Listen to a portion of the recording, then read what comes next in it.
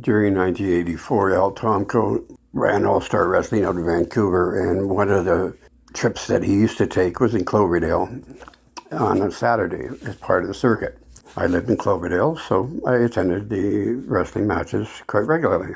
After one show, I went home, and my wife, who happened to be pregnant, had a craving for a Slurpee, so she sent me to 7-Eleven.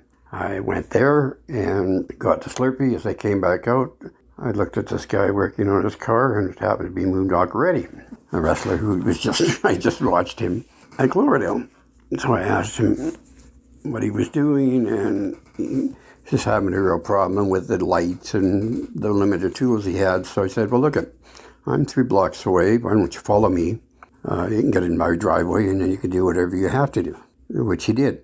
I brought the Slurpee into my wife, and then went back out and chatted with him for a bit. He managed to get the part off. I helped him put the new part on, and he said he had to take off to go to Portland because he had the show the next day, and then he would be back.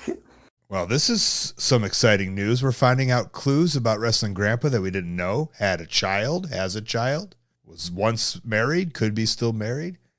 I like through anonymous phone calls. We'll find out a little bit about him every now and then. And there's something about just how involved he is with the wrestlers. I'm assuming at this point, like he was saying, he wasn't doing the pictures. So he was just a guy going to the wrestling show. And in that era, I don't know, like a wrestler's just willing to trust anybody because they're in trouble and just go to another man's house and park in another man's driveway. I was trying to picture it in my head. It's so odd, but I feel at that time in the world, it just wasn't that odd.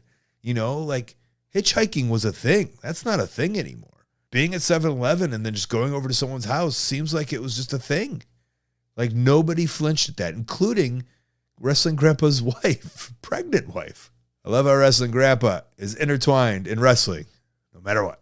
Hey, thanks for watching. That call was part of a whole podcast called Wrestling Anonymous. Listen to the whole thing weekly. Wherever you listen to your podcast, go subscribe. And while you're at it, subscribe right here on YouTube to Colt Cabana's channel. Thank you.